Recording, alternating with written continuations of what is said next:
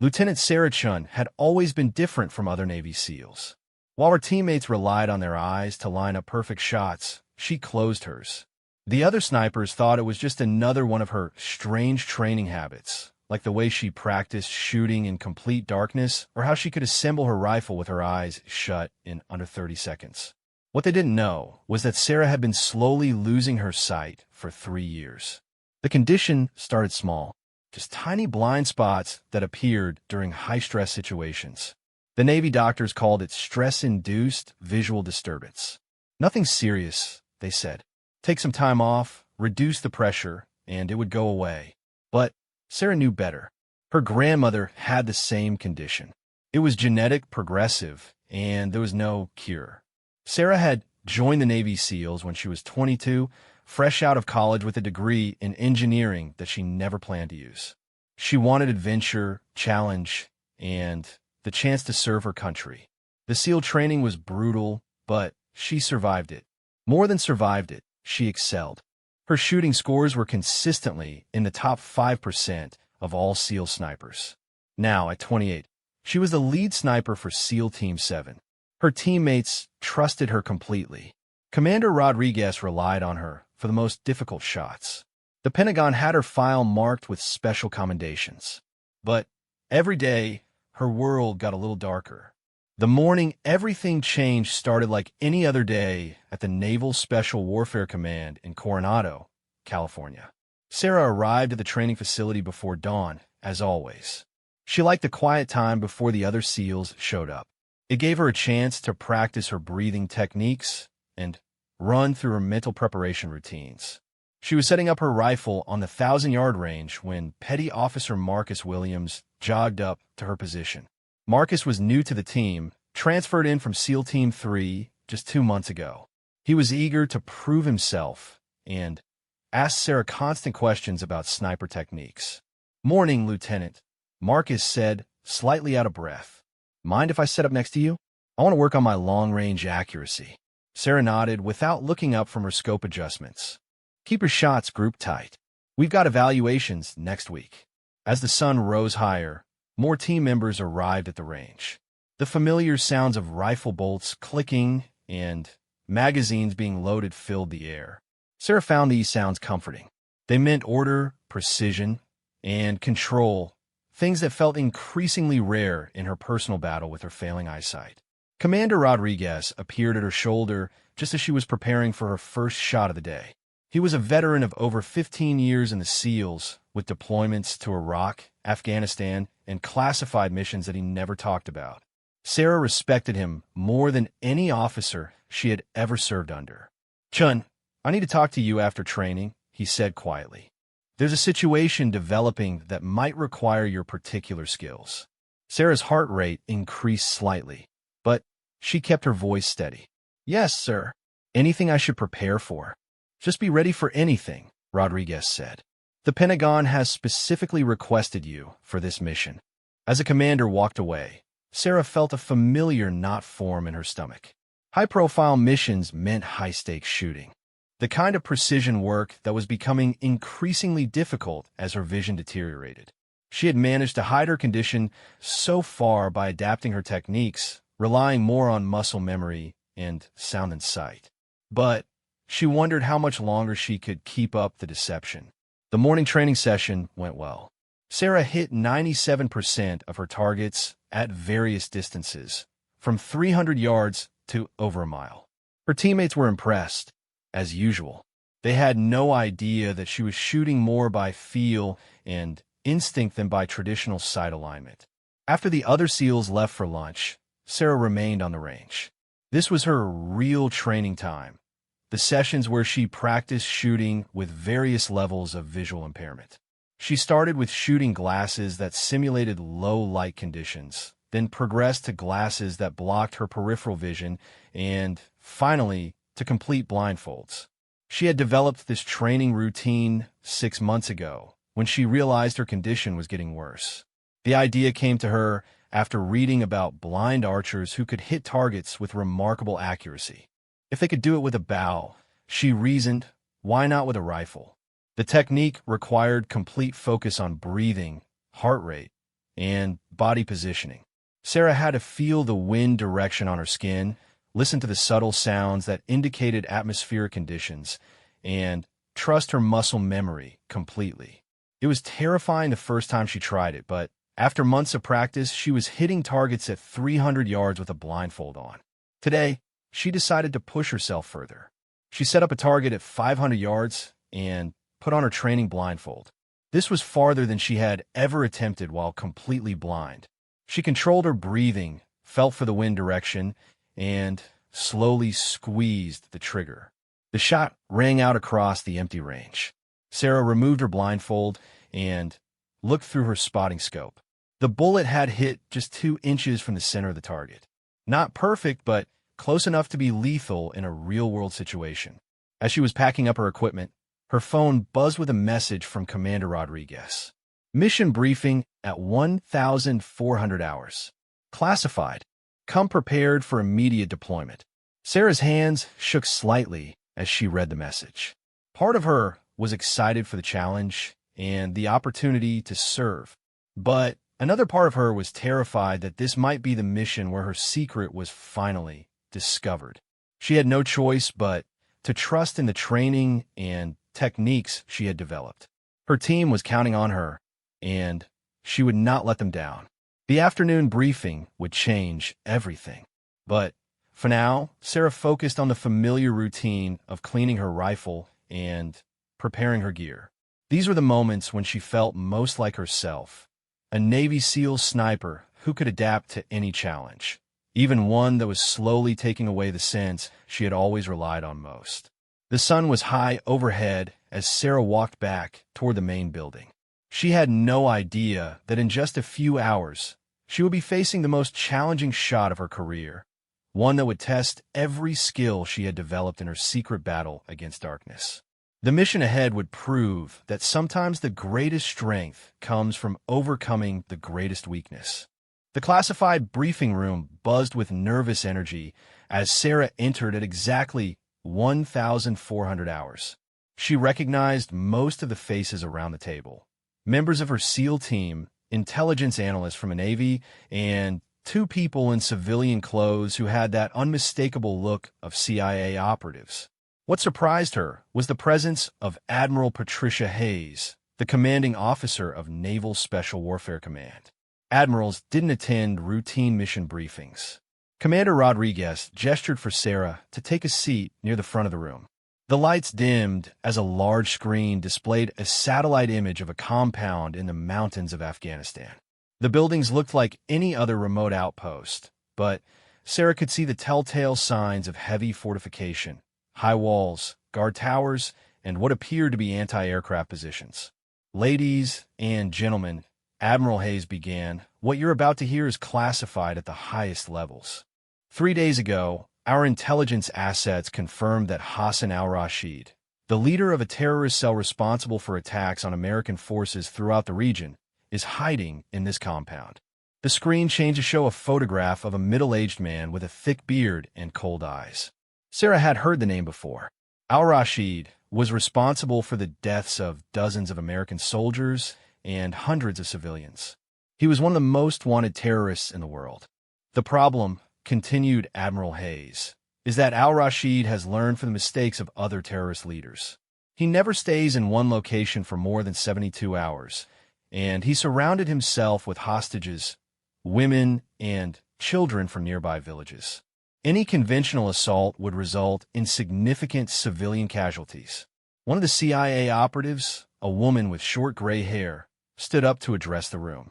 Our intelligence indicates that al-Rashid will be in this compound for exactly 36 more hours. After that, he disappears again, possibly for months. This might be our only chance to eliminate him. Sarah felt her pulse quicken. She knew where this briefing was heading, but she waited for the official confirmation. Commander Rodriguez took control of the presentation. The solution is a precision sniper operation. 1 shot, 1 kill, with no risk to the hostages. The problem is the distance and the conditions. The only viable sniper position is on a ridge approximately 1,800 yards from the target building. That's well beyond the range of standard sniper operations. The screen showed a topographical map with 2 points marked, the compound and a rocky outcrop on the opposite side of a deep valley. Sarah studied the geography carefully. The shot would have to travel across the valley, accounting for wind, elevation changes, and atmospheric conditions. It was technically possible, but it would require perfect conditions and flawless execution. Furthermore, Rodriguez continued, our intelligence suggests that al-Rashid will only expose himself during evening prayers, which occur after sunset. The shooter would have to make the shot in extremely low light conditions, with no opportunity for a follow-up shot. Admiral Hayes looked directly at Sarah. Lieutenant Shun, your shooting record indicates that you have successfully engaged targets at distances exceeding 1,500 yards. Are you confident in your ability to make this shot under the described conditions? Sarah's mouth felt dry. The Admiral was asking her to take a shot that was at the very edge of what was physically possible, in conditions that would challenge even a sniper with perfect vision. But she also knew that no other sniper on the team had her track record at extreme distances. Yes, ma'am, Sarah replied without hesitation. I can make the shot. What she didn't say was that the low light conditions might actually work in her favor. In the twilight hours, the difference between her limited vision and perfect sight was much smaller.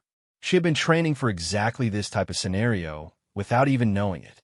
The briefing continued for another hour, covering extraction routes, communication protocols, and contingency plans. Sarah would be inserted with a small support team 36 hours before the operation. They would hike to the sniper position under cover of darkness and remain hidden until the target appeared. As the briefing ended and the other personnel filed out of the room, Admiral Hayes approached Sarah privately. The Admiral was known throughout the Navy as a straight shooter who didn't waste words. Lieutenant, I want you to know that this mission came with specific requests from the Pentagon. Your reputation for precision shooting has reached the highest levels of command. Don't let that pressure get to you, but understand that success here could define your career. Sarah nodded respectfully. I understand, Admiral. I won't let the team down. What Sarah couldn't tell the Admiral was that this mission would test far more than her shooting skills. It would test whether the techniques she had developed to compensate for her deteriorating vision could work under real combat conditions. Everything she had practiced in secret would be put to the ultimate test. After the Admiral left, Commander Rodriguez pulled Sarah aside. His expression was serious but supportive. Chin, I've worked with a lot of snipers over the years, but I've never seen anyone with your ability to adapt to difficult conditions. Whatever happens on this mission, I want you to trust your instincts. Don't overthink the shot. You've trained for this your entire career.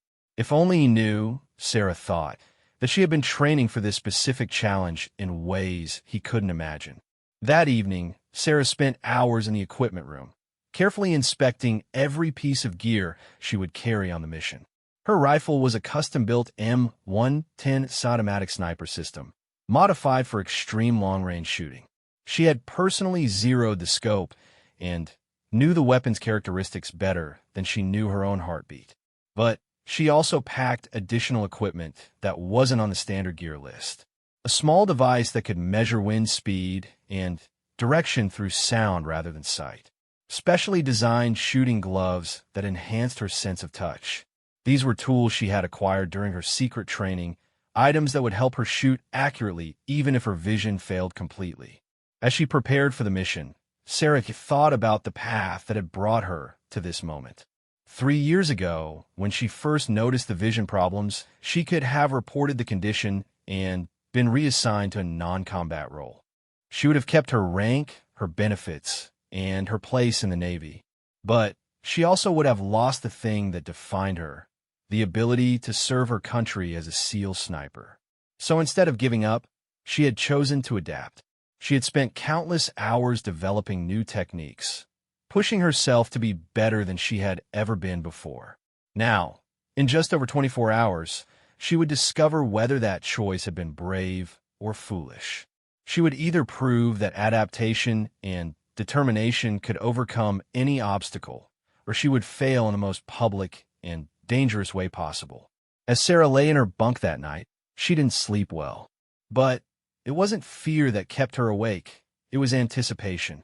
Tomorrow, she would have the chance to prove that being different didn't mean being lesser. She would show the world that a Navy SEAL's greatest weapon wasn't perfect vision, but perfect determination. The helicopter insertion went flawlessly under the cover of darkness.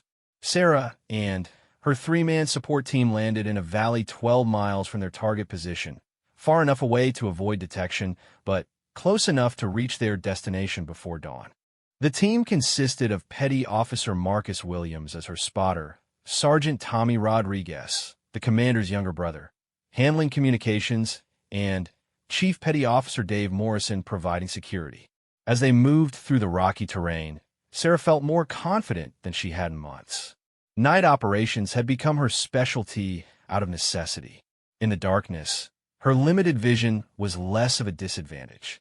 She navigated using sound, touch, and the enhanced spatial awareness she had developed during her secret training. The climb to the sniper position took 4 hours. They moved in single file, maintaining radio silence and stopping frequently to listen for signs of enemy patrols. Sarah led the way, surprising her teammates with her ability to find the best route through the treacherous mountain terrain in almost total darkness. "How does she do that?" Marcus whispered to Morrison during one of their rest stops. "It's like she can see in the dark." Morrison, a veteran of multiple deployments, just shrugged. "Some people are natural night fighters. Chen's got instincts you can't teach." They reached the designated sniper position just as the first hints of dawn appeared on the horizon. The location was perfect, a rocky ledge with clear views across the valley to the target compound, natural cover from observation, and multiple escape routes. Sarah immediately began setting up her rifle while the others established their support positions. Through her scope, Sarah could see the compound clearly. The intelligence had been accurate.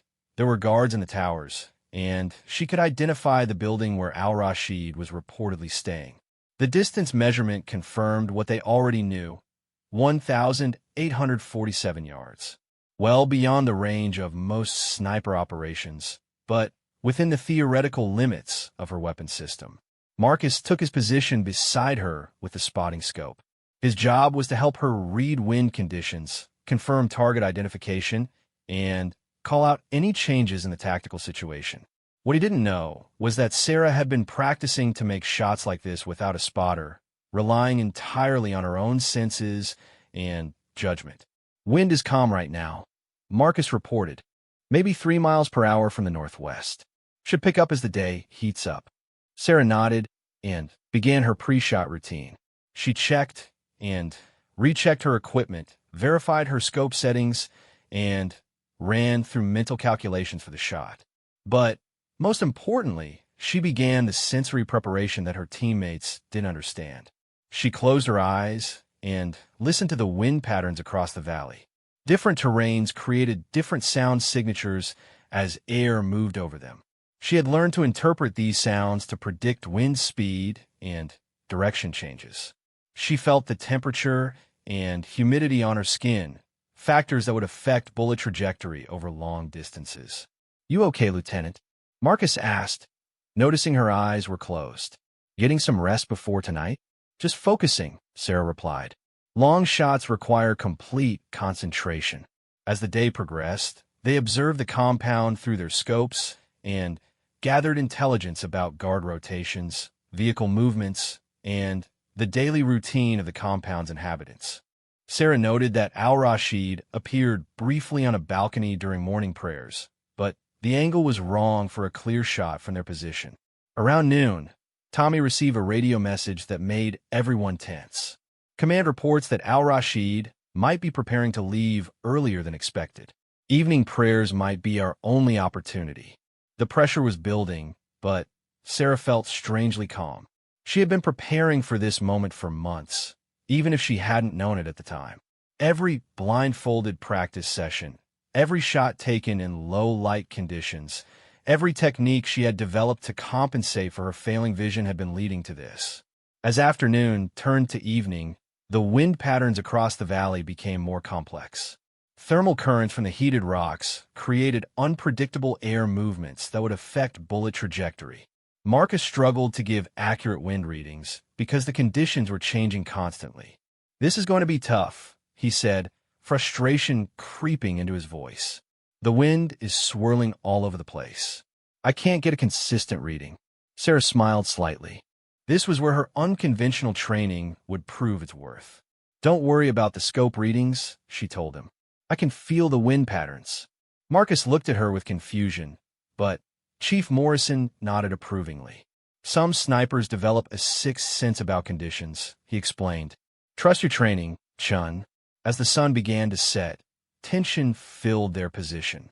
Intelligence reported that Al-Rashid was in the compound and would likely appear for evening prayers within the next hour. Sarah began her final preparations, running through a mental checklist that was entirely different from standard sniper procedures.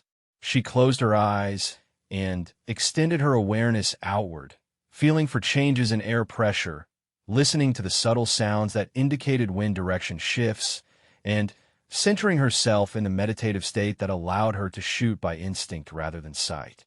Her teammates watched with growing amazement as she seemed to become completely still, almost like she was sleeping while holding her rifle. "Lieutenant," Marcus whispered, "are you sure you're ready? You look really relaxed for someone about to take the shot of a lifetime."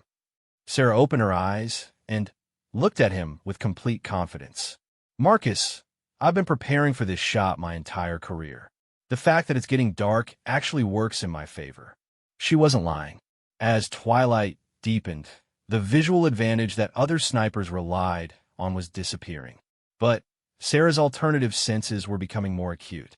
She could feel the wind patterns stabilizing as the thermal currents died down. She could hear the subtle changes in sound that indicated optimal atmospheric conditions for long-range shooting. At 1847 hours, Tommy received the signal they had been waiting for. "Command confirms target is moving to the prayer location. You have a green light for engagement." Sarah settled into her shooting position and placed her eye behind the scope. Through the gathering darkness, she could barely make out the compound buildings. But she didn't need to see clearly. She had the range, she understood the wind, and she trusted the skills she had developed in secret. "Target acquisition," Marcus whispered urgently. "I can see movement on the eastern balcony." Sarah adjusted her aim based on Marcus's direction, but she was relying more on her mental map of the compound than on visual confirmation. She controlled her breathing, felt her heart rate slow, and prepared for the most important shot of her career. As darkness fell completely across the valley, Sarah realized that this moment would prove whether her choice to adapt rather than surrender had been the right one. In the next few minutes, she would either validate everything she had worked for or discover that some obstacles couldn't be overcome through determination alone. The sound of evening prayers began to echo across the valley, and Sarah knew that her target was about to appear. The call to evening prayers echoed across the valley like a signal that everything was about to change. Sarah felt her heartbeat slow to the rhythm she had trained herself to achieve during critical shots. Through her scope, the compound was barely visible in the deepening twilight, but her other senses were operating at peak efficiency. "I see movement," Marcus whispered, his voice tight with concentration. "Eastern balcony, just like intelligence predicted." Sarah adjusted her position slightly, but she wasn't relying on visual confirmation. Instead, she was using the mental map she had constructed of the compound throughout the day, combined with Marcus's directional guidance. Her finger found the trigger, but she didn't apply pressure yet. Not until she was absolutely certain. Range 1,847 yards. Wind now steady at 4 miles per hour from the west. Marcus continued his commentary. "Atmospheric conditions are stabilizing." But Sarah was reading the conditions differently. The wind patterns she felt on her skin told her that the air movement was more complex than Marcus could detect through a scope. There were microcurrents caused by the valley's geography that would affect bullet trajectory in ways that traditional wind reading couldn't predict. She made tiny adjustments to her aim based on what she felt rather than what she could see. This was the moment when all her secret training would either prove its worth or reveal its limitations. Target confirmed, Marcus said suddenly.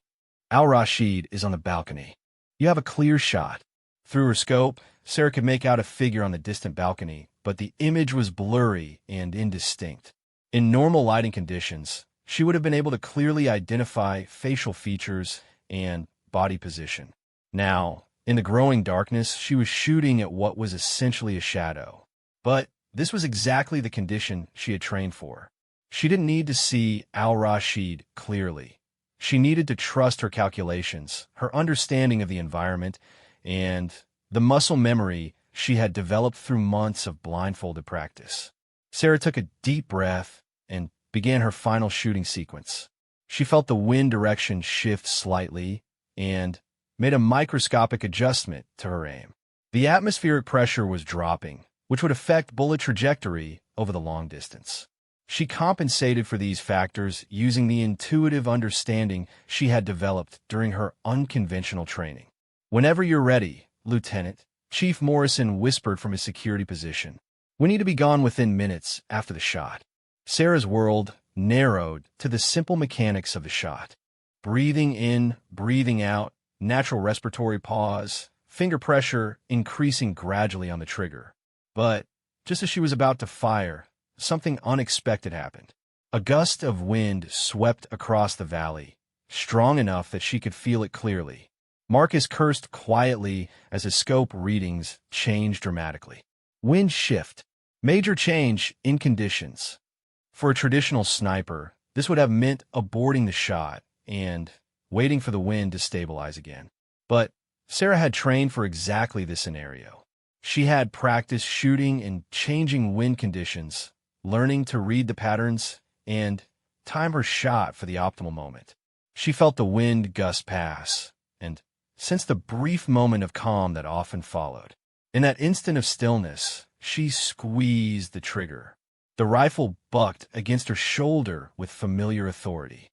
The sound of the shot echoed across the valley, but Sarah was already tracking the bullet's flight in her mind. At 1,847 yards, the bullet would take nearly 3 seconds to reach the target. 3 seconds during which atmospheric conditions, minute changes in wind direction, and a dozen other factors could affect the outcome. Marcus pressed his eye to the spotting scope, desperately trying to see the impact point in the darkness. "I can't tell," he said, frustration clear in his voice. "It's too dark to see the result."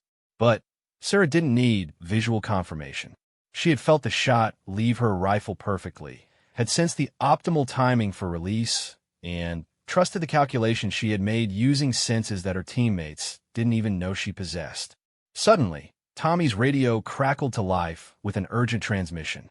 "Overwatch reports secondary explosions at the target compound. Looks like ammunition storage was hit." Sarah smiled grimly. The secondary explosions meant that her bullet had found its target with devastating accuracy. Al-Rashid wouldn't be threatening American forces anymore. "We need to move now," Chief Morrison announced. "Enemy forces will be responding to our position within minutes." As they rapidly packed their equipment and began their extraction route, Marcus kept looking back toward the compound, where fires were now visible even in the darkness. "I still can't believe you made that shot," he said to Sarah as they moved down the rocky slope. "The conditions were impossible. How did you know when to fire?" Sarah considered how to answer. She couldn't tell him about her vision problems or the months of secret training, but she could share part of the truth. "Sometimes you have to trust senses other than sight," she said. "The best snipers learn to shoot by feel as much as by vision." Chief Morrison nodded approvingly as he monitored their rear security. "That's what separates the good shooters from the great ones. The ability to adapt when conditions aren't perfect." As they continued their movement toward the extraction point, Sarah felt a mix of relief and pride that she hadn't experienced in months. She had proven to herself that her condition didn't have to end her career as a SEAL sniper. In fact, the techniques she had developed to compensate for her failing vision had made her better at challenging shots than she had ever been with perfect eyesight. The extraction helicopter arrived exactly on schedule, and within an hour they were flying back toward their base. As Sarah looked out the window at the dark landscape below, she thought about the choice she had made 3 years ago to hide her condition and adapt rather than surrender. Tonight had proven that choice correct, but it had also raised new questions. How long could she continue to hide her condition? What would happen when her vision deteriorated further? And, most importantly, could she use what she had learned to help other snipers improve their skills in challenging conditions?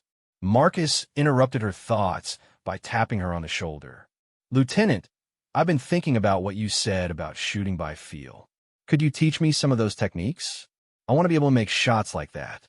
Sarah looked at her eager teammate and realized that perhaps her biggest contribution to the SEAL teams wouldn't be the shots she could make, but the knowledge she could share about shooting without relying entirely on perfect vision.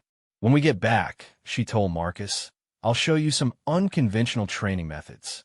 But be prepared, they're going to challenge everything you think you know about precision shooting." As the helicopter flew through the night, Sarah began planning how she could share her techniques without revealing the secret condition that had led to their development. She had proven that adaptation could overcome physical limitations, and now she had the opportunity to help others become better warriors through the same principles. The mission had been successful beyond anyone's expectations, but for Sarah, it was just the beginning of a new chapter in her career as a Navy SEAL. 3 weeks after the successful mission, Sarah found herself in an unexpected position. Word of her impossible shot had traveled up the chain of command faster than she anticipated. Admiral Hayes had personally recommended her for a Medal of Valor, and the Pentagon was requesting detailed reports on her shooting techniques for inclusion in advanced sniper training programs. The attention made Sarah nervous, but it also presented an opportunity she hadn't anticipated. If she could package her unconventional methods as advanced training techniques rather than adaptations for vision loss, she might be able to help other snipers while protecting her secret. She was working on these training protocols in her office when Marcus knocked on her door. He had been persistent about learning her alternative shooting methods since their return from Afghanistan. "Lieutenant, I've been practicing what you showed me about shooting with my eyes closed," Marcus said as he entered. "I can hit targets at 300 yards now, but I don't understand how you developed these techniques. Did you learn them from another instructor?" Sarah gestured for him to sit down. She had been thinking about how much to reveal, and she had decided that sharing part of her story might actually help more people than keeping it completely secret. "Marcus, what I'm about to tell you doesn't leave this room," she said seriously. "About 3 years ago, I started experiencing vision problems during high-stress situations. Nothing dramatic, just small blind spots and reduced clarity." Marcus looked shocked. "But your shooting scores have been getting better, not worse." "Exactly," Sarah replied. "Instead of reporting the condition and potentially ending my career, I decided to develop techniques that would let me continue operating at full effectiveness. What I discovered was that by reducing my dependence on vision, I actually became a better sniper in difficult conditions." She pulled out a training manual she had been developing. "These techniques aren't just for people with vision problems. They're for any sniper who wants to be effective in low light, adverse weather, or high-stress situations where normal vision might be compromised." Over the next hour, Sarah explained her complete training methodology, how she used sound to read wind patterns, how she developed enhanced spatial awareness through touch and hearing, and how she practiced muscle memory until her shooting became instinctive rather than visual. Marcus was fascinated, but also concerned. "Lieutenant, shouldn't you report your vision condition? What if it gets worse during a mission?" Sarah had been asking herself the same question for months. "I've been thinking about that," she admitted. "But first, I want to prove that these techniques can help other people. If I could show that alternative shooting methods actually improve sniper effectiveness, maybe the military will be more interested in the techniques than concerned about my condition." What Sarah didn't tell Marcus was that her condition had indeed been getting worse. She was now legally blind in her left eye and had significant vision loss in her right eye. But she had also become so proficient at her alternative techniques that her shooting accuracy was better than it had ever been. 2 days later, Commander Rodriguez called Sarah to his office for what she expected to be a routine debriefing about the Afghanistan mission. Instead, she found him with Captain Lisa Park, the Navy's chief medical officer for Special Operations Forces. "Chun, Captain Park has some concerns about your medical records," Rodriguez said without preamble. "Apparently, you've been avoiding your mandatory vision screenings for the past 18 months. Sarah's heart rate spiked, but she kept her expression neutral. "Sir, I've been focused on operational readiness. I can schedule the screening this week if needed." Captain Park leaned forward. "Lieutenant, I've reviewed your shooting performance records, and they show a pattern that's medically impossible. Your scores have improved dramatically over the same period that you've been skipping vision tests. Either you're using performance-enhancing drugs, or something else is going on." The room fell silent. Sarah realized she was at a crossroads. She could continue trying to hide her condition and risk being discovered in a way that would end her career in disgrace. Or she could take control of the situation and reveal the truth on her own terms. "Ma'am, I'd like to make a proposal," Sarah said. "Before I submit to any medical testing, I want to demonstrate something for you and the commander. Give me an opportunity to prove that what I've developed has value beyond my personal situation." Rodriguez looked puzzled. "What kind of demonstration?" "A shooting test under controlled conditions," Sarah replied. "Set up targets at various distances in different lighting conditions. Then, let me show you what I can do with a blindfold on." Captain Park looked skeptical. "Lieutenant, that sounds like a publicity stunt, not a medical evaluation." "With respect, ma'am, it's proof that adaptation can overcome physical limitations in ways that medical textbooks don't account for. If I can prove that these techniques work, maybe we can help other service members who face similar challenges." Commander Rodriguez studied Sarah carefully. He had known her for 3 years and trusted her judgment implicitly. "What exactly are you proposing?" Sarah took a deep breath. "I want to prove that a sniper can be effective even with significant vision impairment, provided they're trained in alternative techniques. If I can hit targets at combat distances while blindfolded, it demonstrates that vision loss doesn't automatically disqualify someone from sniper duties." The proposal was so unusual that it took the Navy Medical Command 2 weeks to approve the demonstration. During that time, Sarah continued her regular duties while secretly preparing for what she knew would be the most important shooting test of her life. On the day of the demonstration, a group of high-ranking officers, medical personnel, and training specialists gathered at the Navy's premier shooting facility.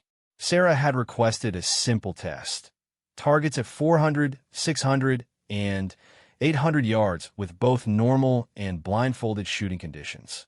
Admiral Hayes was present, along with Captain Park and several Pentagon officials who had heard about the unusual sniper who claimed she could shoot accurately without vision. Sarah felt the weight of their expectations, but she also felt the confidence that came from months of secret preparation for exactly this moment. She started with normal shooting conditions, hitting all targets with precision that impressed even the experienced observers. Then, she put on a blindfold and repeated the demonstration. The silence that followed her blindfolded shooting was profound. Sarah had hit the center mass of targets at all 3 distances, including one shot at 800 yards that was within 2 inches of perfect center. Admiral Hayes was the first to speak. "Lieutenant Chun, that was either the most impressive demonstration I've ever seen, or the most elaborate hoax. How did you develop these capabilities?" Sarah removed her blindfold and faced the assembled group. "Admiral, I developed these techniques because I had to. I've been experiencing progressive vision loss for 3 years. Instead of accepting medical retirement, I chose to adapt. What you just saw represents thousands of hours of training to overcome a physical limitation." The confession caused an immediate stir among the observers. But Admiral Hayes raised her hand for silence. "Are you telling us that your shooting performance has improved while your vision has deteriorated?" "Yes, ma'am," Sarah replied. "Losing vision forced me to develop other senses and techniques that actually made me a better sniper in challenging conditions. I believe these methods could be valuable for any sniper who wants to be effective when normal vision is compromised. Captain Park stepped forward. Lieutenant, I need to conduct a full medical evaluation to understand your exact condition. But based on what I just witnessed, I think we need to completely reconsider how we think about physical qualifications for specialized roles.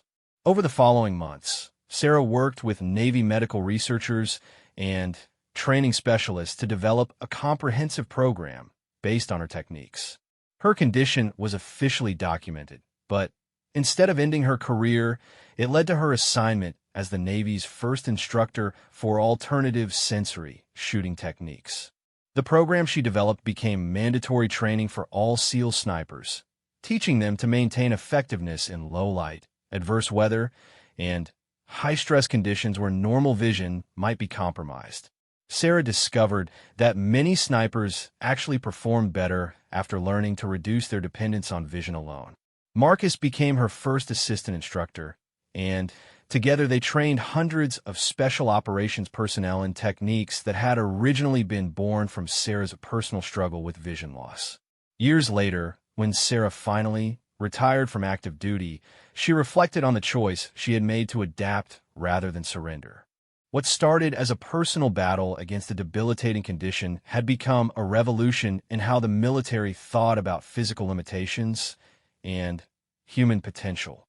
She had proven that sometimes our greatest challenges become our greatest strengths, and that the determination to overcome obstacles can lead to innovations that benefit everyone. Sarah's legacy wasn't just the impossible shot she had made, but the countless other warriors she had taught to find strength in adaptation and to never accept that any limitation was permanent.